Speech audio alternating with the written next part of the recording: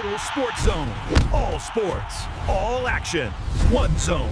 Looking at this bar chart of the 2025-26 Eastern Conference standings, you can see exactly where the Toronto Maple Leafs finished.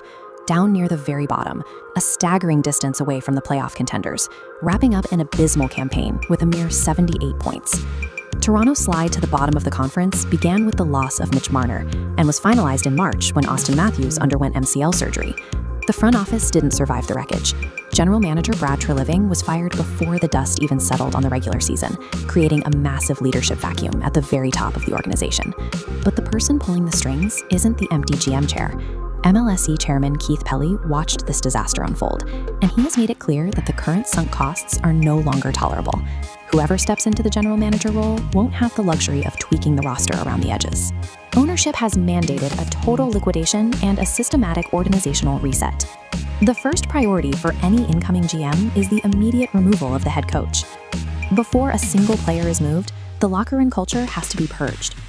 When Craig Berube was brought in, he was tasked with breaking through the postseason wall, and for a brief moment it worked, leading to a rare playoff series win during the Core 4 era. That past success carries zero weight today.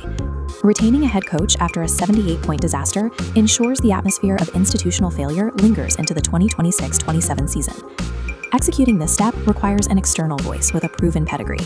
The front office is already eyeing candidates like Florida Panthers assistant GM Sonny Mehta or four-time Cup champion Jamie Compton to bring a new standard to the bench. Removing the coach serves as a structural reset, clearing the path to renovate the locker room before addressing the roster. The focus then shifts to the team's most expensive asset. Over the summer, a vocal portion of the fan base has pushed for the organization to trade their injured captain. The argument for moving him is easy to make on paper. He suffered a severe knee injury in March, and even before that, his offensive production had slowed considerably. This graphic illustrates the real-world economics, weighing hypothetical trade return against hard revenue drivers like number 34 jersey sales and premium ticket demand shifts the math.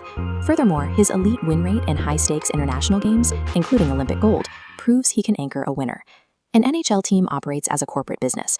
True asset protection means ownership will absorb a single anomalous season to keep their primary revenue generator in the fold. The final phase of the strategy involves recouping the draft picks lost by the previous administration. The hesitation that doomed the last front office has been discarded in favor of aggressive liquidation. The franchise is staring down a massive quantitative deficit. Because of the Brandon Carlo trade, the Maple Leafs are currently devoid of their own first-round draft capital. To fix that deficit, the new general manager has a tight deadline. The floor of the NHL draft will serve as the staging ground for a massive veteran fire sale. High-priced defensive assets are the first on the block. Players like Oliver Ekman-Larsson and Brandon Carlo will need to be packaged and shopped around the league. Then comes the veteran depth. Contenders looking for the final piece to a playoff run will be prime targets for players like Jake McCabe and Max Domi. Converting those mid-tier veterans into draft capital is the only way to execute a rapid retool around the protected core. By the time the puck drops in October 2026, the roster will be nearly unrecognizable. The remaining shadows of the old Core 4 era will be entirely swept away. The sheer volume of organizational destruction is significant.